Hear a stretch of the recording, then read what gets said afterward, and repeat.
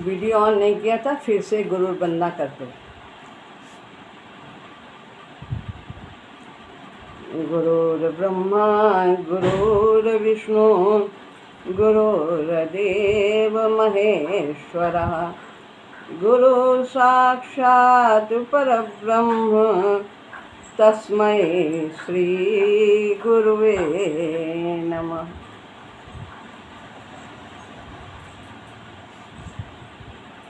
श्री राम श्रीमद् भगवद गीता अध्याय 2 श्लोक है 23वां।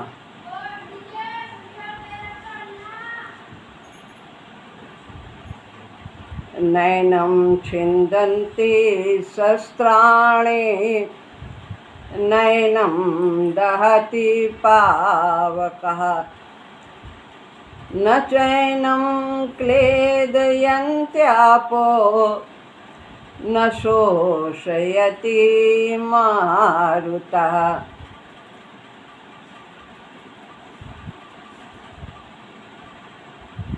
आत्मा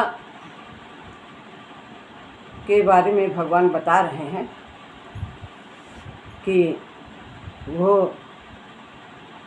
उसमें क्या क्या गुण हैं। उसकी अमरता का बखान कई श्लोकों में पीछे भी हुआ है और इस श्लोक में भी और इसके आगे श्लोकों में भी भगवान वर्णन करते हैं।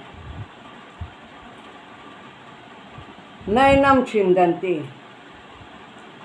एनम इसको न मने नहीं, शस्त्र काट सकते हैं, इसको शस्त्र काट नहीं सकता आत्मा को।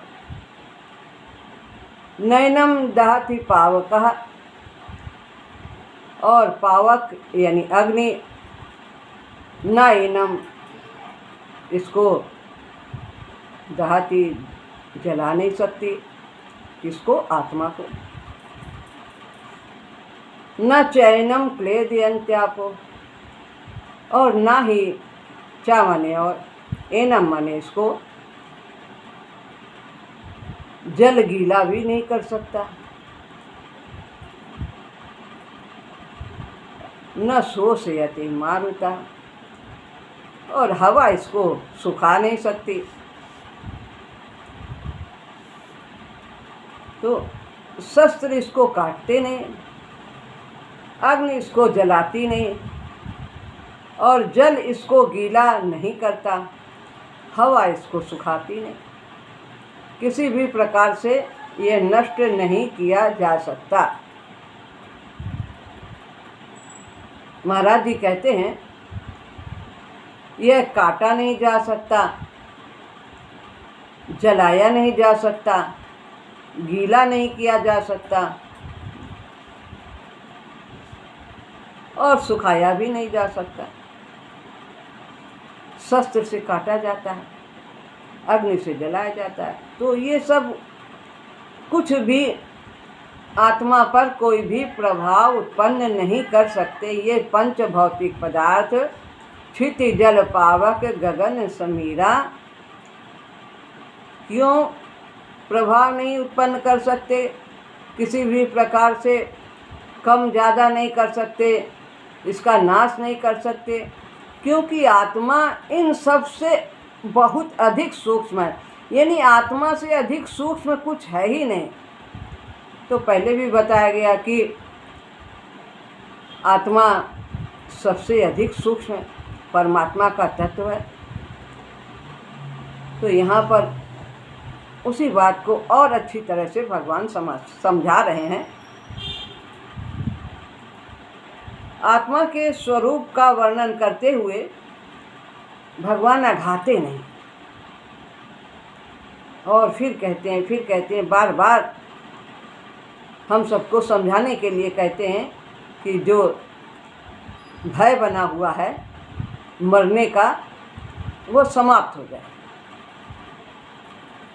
शस्त्र आत्मा को काटते नहीं, काटने के कारण ही शस्त्र को शस्त्र कहते हैं। तो शस्त्र से काटा जाता है, लेकिन शस्त्र देह को काट सकती है, आत्मा को नहीं काट सकती। परंतु आत्मा के लिए कोई शस्त्र नहीं रह जाता, कोई है ही नहीं शस्त्र जो भी बनेगा वो स्थूल ही होगा। देख सकते हैं उसको, हम अनुभव कर सकते हैं, छू सकते हैं, हवा को हम अनुभव कर सकते हैं। शस्त्र को जो भी है, जैसे तलवार आदि हैं, तो वो तो उन्हें छू करके भी देखा जा सकता है, अग्नि भी दिखाई देती है। तो इस प्रकार आत्मा के लिए कोई शस्त्र है ही नहीं कि वो उसको नष्ट कर सके। शस्त्र तो केवल स्थूल देह को ही काट देता है, उसी को जला सकता है, उसी को सुखा सकता है, उसी को गीला कर सकता है। वो जीव तो भीतर से समूचे का समूचा बिना कटे पूरा ही निकल जाता है। शरीर से आत्मा निकल जाती है। कितने भी डिब्बे में उसको बंद करके रखो, शरीर को बड़े से बड़े डिब्बे में रखा, छोटे से छोटे में रखा, जितने में उसको रखा, लोहे का भी दरवाज़ा लगाओ तो भी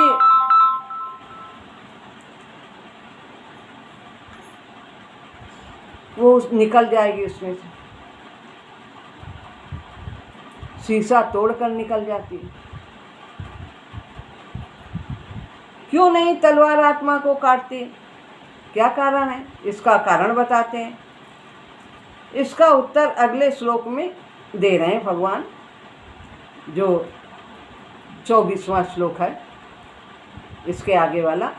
फिर कहते हैं कि शस्त्र इसको क्यों नहीं काट सकते। अच्छेद्योयम अदायोयम अक्लेद्यो शोष्येव च नित्यः सर्वगतः स्थाणु अचलोयम सनातना। अच्छेद्योयम अदायोयम अक्लेद्यो शोष्य एव च। कहते हैं इसका छेदन नहीं किया जा सकता। अच्छेद्योयम अदायोयम, आत्मा को यह बता रहे हैं 24वें श्लोक में, यह काटा नहीं जा सकता और जलाया नहीं जा सकता। अदायो फिर उसी बात को कहते हैं, अदायो ऊपर भी दाहती आया है।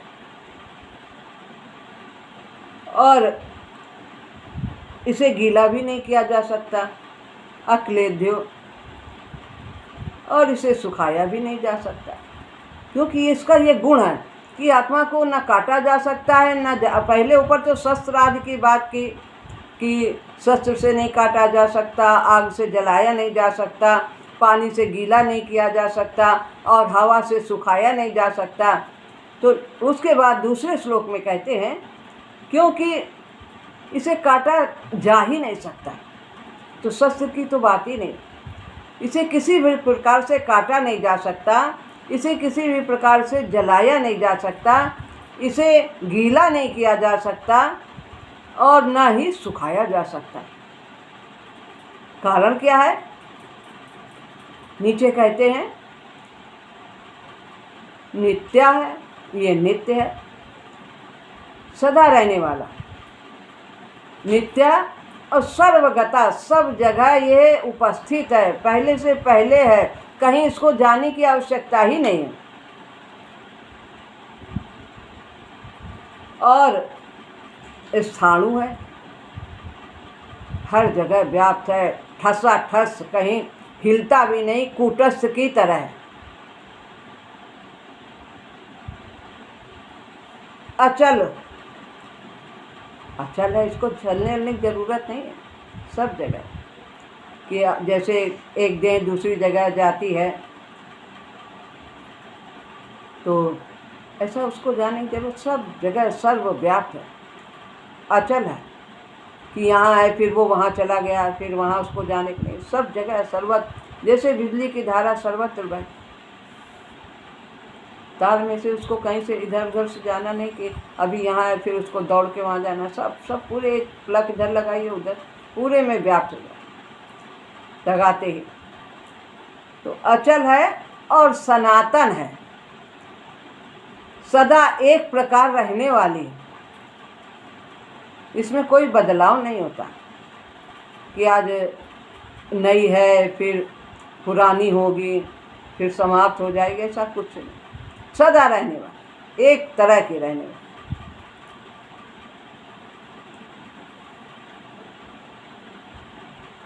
अग्नि देह को जलाती है, आत्मा को नहीं जलाती, क्योंकि वो नित्य है। कोई है ऐसा शस्त्र नहीं, कोई ऐसी वस्तु नहीं है जो आत्मा का विनाश कर सके। तो आत्मा को देह नहीं जलाती है, आत्मा को अग्नि नहीं जलाती। अग्नि किसको जलाती है? देह भस्मीभूत हो जाता है। जब इसमें से आत्मा निकल जाती है, ये यंत्र बेकार हो जाता है, तो देह को अग्नि के हवाले कर दिया जाता है। आत्मा दूसरे स्थान सूक्ष्म लोक में चली जाती। जैसे पहले कमरे का उदाहरण दिया कि दीपक को इस कमरे में रखो तो यहाँ उजाला, वो दूसरे कमरे में रखो तो वहाँ उजाला। ऐसे ही आत्मा भी जिस शरीर में है वहाँ जीवन है, और जिससे निकल गई वहाँ मृत्यु प्रतीत होती है। अग्नि देह को जलाती है, आत्मा को नहीं जलाती। देह के जल जाने पर आत्मा को, देह के जल जाने पर आत्मा देह को छोड़कर निकल जाता है, पहले ही निकल जाता है। मृत्यु जब शरीर यंत्र बेकार हो जाता है, यानी आत्मा निकल गई, यंत्र बेकार हो गया या जीर्ण क्षीण हो जाता है, तो आत्मा उसको छोड़ के दूसरा शरीर धारण करती है, फिर उसे भस्मीभूत कर दिया जाता है। जल भी आत्मा को प्रभावित नहीं करता, तो भी उसको गीला नहीं कर सकता, सड़ा नहीं सकता। देह ही सड़ जाता है गीला होने पर। देह ही को प्रभावित करता है जल। वायु भी आत्मा को नहीं सुखाता, देह को ही सुखाता है। पड़े रहते हैं बहुत से ऐसे जीव जंतु, मर जाते हैं जंगल आदि में, पहाड़ों में, अपने आप उनकी काया जो है वो सूख करके सब खत्म हो जाती है।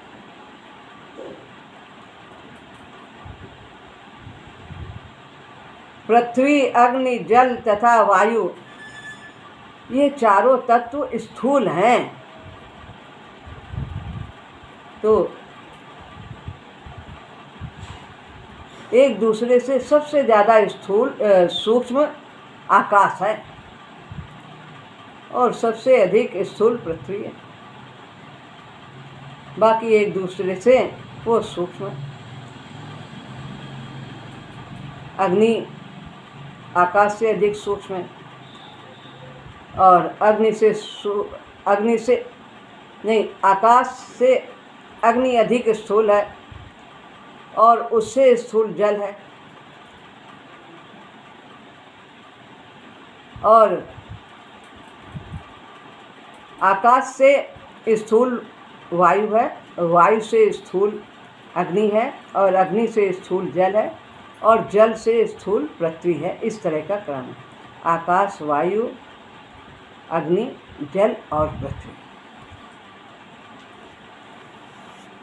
ये चारों तत्व आत्मा से स्थूल हैं। आत्मा बहुत सूक्ष्म है इन सब से। आत्मा की अपेक्षा, अतः आत्मा को प्रभावित नहीं करते। कह रहे हैं महाराज जी कि आत्मा की अपेक्षा ये सब तत्व बहुत स्थूल हैं, अतः आत्मा को प्रभावित नहीं करते। जो किसी चीज़ से अधिक सूक्ष्म है तो वो स्थूल उसको प्रभावित नहीं करता है, उस सूक्ष्म को। जो पंच भौतिक पदार्थ हैं वो इनके द्वारा प्रभावित होते हैं। पंच भौतिक जो कुछ दिख रहा है संसार, वो इन पंच महाभूतों के द्वारा प्रभावित होती है। जितना भी दिख रहा है, पेड़ पौधा जानवर, जितने भी पदार्थ हैं, जीव हैं, वो पंच भौतिक हैं। इन सब पांचों तत्वों से मिल करके बने हैं। तो इनको ही ये पंच भौतिक तत्व प्रभावित कर सकते हैं। तो जो पंच भौतिक पदार्थ हैं वो इनके द्वारा प्रभावित होते हैं। अग्नि प्रभावित कर सकती है देह को, जल भी प्रभावित कर सकता है, वायु भी सुखा सकती है। तो इस तरह ये सब स्थूल को प्रभावित करता है, सूक्ष्म को नहीं। आत्मा पंच भौतिक नहीं है। ये परिवर्तन, छेदन, दहन आदि भी पंच भौतिक पदार्थों में ही संभव है। जितना भी परिवर्तन है, जलना, काटना आदि, सुखाना, गीला करना, ये सब पंच भौतिक पदार्थ में ही होते हैं, आत्मा में नहीं होते, क्योंकि आत्मा पंच भौतिक नहीं है। तो ये अभौतिक है। जो पंच भौतिक नहीं है उसमें ऐसे परिवर्तन हो ही नहीं सकते। महाराज जी ऐसा कहते हैं। तो ये सब जो बताए हैं, ये सब कुछ भी परिवर्तन आत्मा में नहीं होता, ये देह में ही होता है। प्रश्न हो सकता है कि सामान्य अग्नि नहीं जला सकती है आत्मा को। यानी ये अग्नि है, सामान्य वो नहीं जला, लेकिन सूर्य तो बहुत तेज उसमें ताप होता है। तो क्या सूर्य के भीतर का जो हजारों डिग्री का तापक्रम है वो भी आत्मा को पिघला नहीं पाएगा? आत्मा को महान से महान ताप भी नहीं जला सकता, क्योंकि सूर्य भी तो भौतिक है। तो वो कैसे आत्मा को जला पाएगा? ये सब भौतिक पदार्थ हैं और ये स्वयं सब लीन होने वाले हैं। प्रलय काल में सब लीन हो जाते हैं, लेकिन आत्मा कभी भी समाप्त नहीं होती। तो महान से महान ताप भी नहीं जला पाता आत्मा को। यह उससे गर्म हो ही नहीं सकता, गर्म भी नहीं होता। जलाने की तो बात दूर की है। ये सूर्य का कितना भी ज़्यादा से ज़्यादा ताप हो, वो आत्मा को गर्म तक नहीं कर सकता। और आत्मा उसके अंदर से भी निकल सकती है, उसमें भी प्रवेश कर जाती है। ये किसी भी प्रकार से तपाया नहीं जा सकता, गर्म नहीं किया जा सकता। आत्मा इन सब के प्रभाव से रहित है। यह बात इतना समझने के लिए कही गई है कि आत्मा पंच भौतिक नहीं है, अतः भूतों की तरह ये प्रभावित नहीं हो सकता। भूत का मतलब सारे जितने भी प्राणी हैं जो भौतिक पदार्थ से बने हैं वे सब भूत हैं। जो पंच भौतिक तत्व से बना है वो सब भूत है। भूत का मतलब भूत नहीं है, भूत का मतलब प्राणी से है, जितने शरीरधारी प्राणी।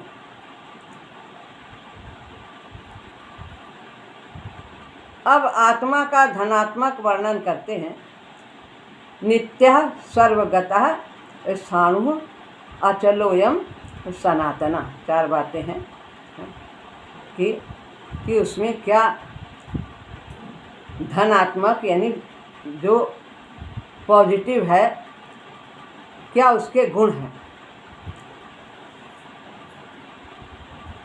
अभी तक तो कहते थे कि ये प्रभावित नहीं हो सकता किसी चीज़ से, न शस्त्र से, न पानी से, ना ही अग्नि से और न हवा से। अब उसके गुणों का वर्णन करते हैं।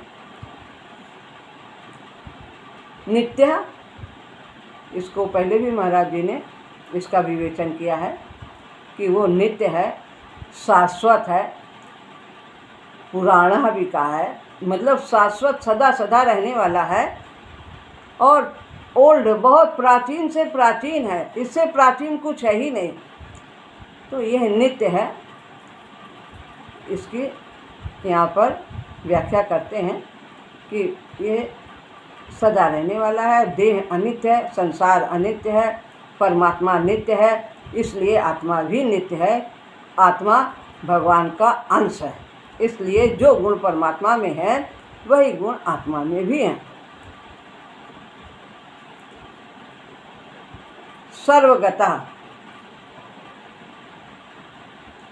मतलब सब जगह गया हुआ, पहुँचा हुआ, सब में रमा हुआ, कण कण में है वास तुम्हारा। तो ये सब जगह उपस्थित है, कहीं भी खाली नहीं है कि यहाँ आत्मा नहीं है। सब पूरे वायुमंडल में आत्मा विद्यमान। तो सब जगह गया हुआ, पहुँचा हुआ, सब में रमा हुआ, एक छोटे से कण, कणों से भरा हुआ है ये वायुमंडल, और सब कण में आत्मा विद्यमान है, और सब एक दिन महामंडलेश्वर बन करके परमात्मा की प्राप्ति करें। हर एक कण, सब ये विकास के स्तर को पार करते हुए जड़, वनस्पति, पशु, मनुष्य, देवता भी बनना है तो बन जाएंगे, नहीं तो सीधा दिव्यत्व में पहुंच जाएंगे। कोई भी स्थान ऐसा नहीं जहां आत्मा न हो, परंतु हम तो जीवात्मा की क्रिया एक शरीर में ही पाते हैं। ऐसी कोई जगह नहीं जहाँ आत्मा न हो, लेकिन जो आत्मा जिस शरीर में प्रवेश करती है उस शरीर द्वारा वो क्रिया करती है। जैसा वो यंत्र होता है उसी प्रकार से वो क्रिया करती है। जैसे स्वर तो अनेक हैं, सारे गामा सब में निकलता है, पर ढोलक में दूसरा, हारमोनियम में दूसरा, तबले में दूसरा, सितार में दूसरा, सबकी ध्वनि अलग अलग होती है। रहेगा सारे 7 स्वर रहेंगे। इसी तरह आत्मा भी जिस शरीर में प्रवेश करता है वो उसी के अनुरूप क्रिया करता है। जैसा है परमात्मा सब में है, लेकिन क्रिया उस यंत्र के अनुसार ही होगी। बिजली सभी में है, तार में बिजली सब में जाती है। उससे चाहे गर्म कर लो, चाहे उससे ठंडा कर लो, चाहे उससे हवा कर लो, चाहे उससे पीस लो, विद्युत एक है। तो जैसा यंत्र होता है क्रिया उसी प्रकार से होती है।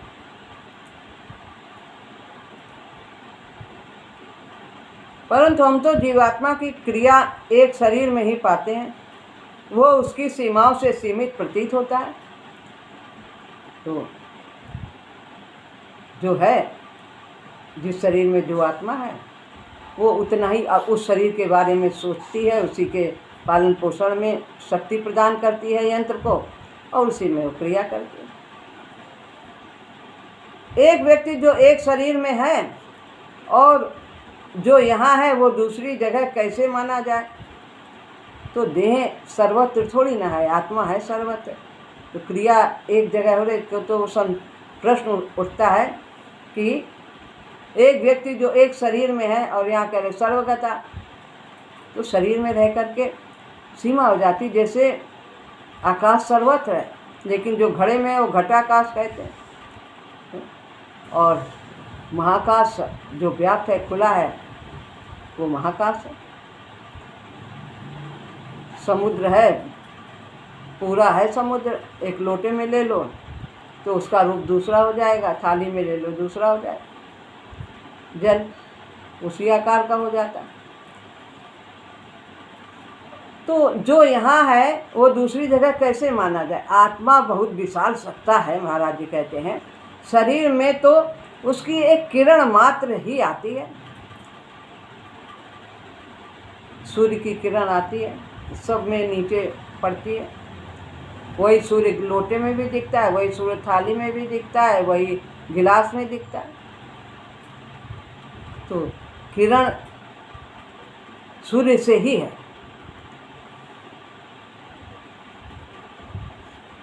शरीर में तो उसकी एक किरण मात्र आती है और सारी लीला करती है, वही व्यक्तित्व का निर्माण करती है। कि तुम ये हो, तुम्हारा ये नाम है, तुम्हारा ये है, तुम ये जानवर हो, तुम ये पक्षी हो, तुम विकास के स्तर से वो अनेक रूपों को धारण करती है। वही व्यक्तित्व का निर्माण करती है। वही एक आत्मसत्ता विभिन्न व्यक्ति रूपी यंत्रों में से प्रकट होती हुई विभिन्न दिखाई देती है। सभी अपने गुणों के अनुसार बरतते हैं, सबके अलग अलग गुण हैं और सबका उसी के अनुसार व्यवहार होता है।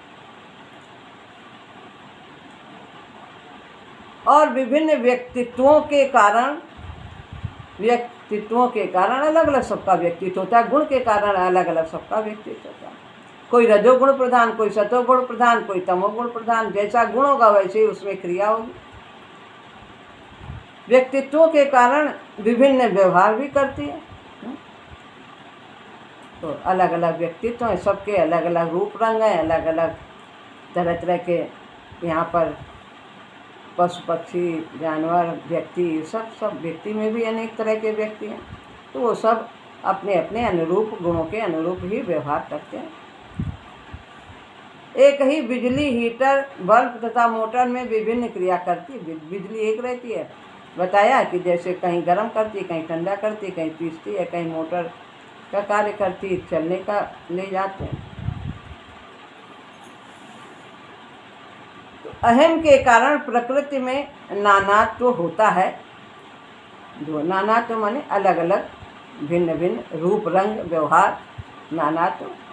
तो वही नानात्व आत्मा में प्रतिफलित होता है, करता है देह और लगता है कि आत्मा कर रही, ऐसा उसने कार्य किया क्योंकि वो उसमें है व्याप्त।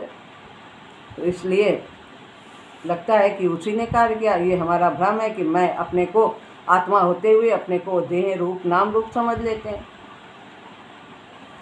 जबकि आत्मा कुछ करती नहीं, लेकिन प्रतीत होता है कि प्रतिफलित हो रहा है कि वो कर रही विभिन्न क्रिया। प्रकाश निर्वर्ण होता है, प्रकाश का उदाहरण। निर्वर्ण होता है, उसका कोई वर्ण नहीं होता है प्रकाश का, परंतु जैसे शीशे से उसे देखा जाए उसी वर्ण का उसी के अनुसार गुणों वाला हो जाता है। हरे शीशा से देखो, चश्मा लगा लो, लाल से देख लो, सफ़ेद से देख लो, वैसा ही दिखाई देगा। ऐसे ही आत्मा कोई भी उसमें रूप रंग नहीं है और कोई गुण नहीं है, लेकिन प्रकृति के गुणों के कारण देह धारण करके वो भिन्न भिन्न प्रकार के कार्य करती। उस विशाल भाव में, आत्म भाव में हम सब एक ही हैं। वो मन बुद्धि तथा अहम से भी परे है। ये तो सब प्रकृति है, मन बुद्धि इंद्रियां सब, तो प्रकृति से तो वो परे है। वो परा प्रकृति है, ये सब अपरा प्रकृति है। ये सब जड़ हैं और परा प्रकृति चेतन। उसमें बुद्धि नानात्व की कल्पना नहीं कर सकती कि वो भिन्नता है, भिन्न है। बुद्धि ये नहीं सोच सकती कि आत्मा में अनेक प्रकार अलग अलग हैं। नहीं, देह के प्रकार हो सकते हैं, आत्मा तो एक रूप है। क्योंकि जिनके कारण नानात्व की प्रतीत होती है वो सभी मन बुद्धिगत संस्कार हैं। मन बुद्धि से ही हम भिन्नता देखते हैं, आत्मा से तो हम नहीं देखते। आत्मा तो सब में एक, सबके मन अलग है, सबके बुद्धि अलग है, इसलिए सब अलग अलग सोचते हैं, अलग अलग चिंतन करते हैं, अलग अलग दिखाई देता है उन्हें सब। उनकी आत्मा में प्रतीति नहीं है, वो सब मन बुद्धिगत संस्कार हैं, उनकी आत्मा में प्रतीति नहीं है नानात्व की। आत्मभाव उनसे परे है। इसलिए जहाँ तक अभिव्यक्ति है, जो कुछ दिख रहा है, जितनी भी अभिव्यक्ति है परमात्मा की, वहाँ तक नानात्व है। जो कुछ भी संसार में दिख रहा है, भिन्नता है, वो सब नानात्व माने अनेक प्रकार के हैं सब। तो जहाँ तक अभिव्यक्ति है तो वहाँ तक नानात्व है, और जहाँ तक सोचना और उससे प्रकट करना है वहाँ तक अनेकता है। अनेकता भी दिखाई देती है। जहाँ बुद्धि सोचने का कार्य करती है तो वहाँ अनेक दिखाई देते हैं। मन बुद्धि से परे है, सोचने से, चिंतन से सबसे परे है आत्मा।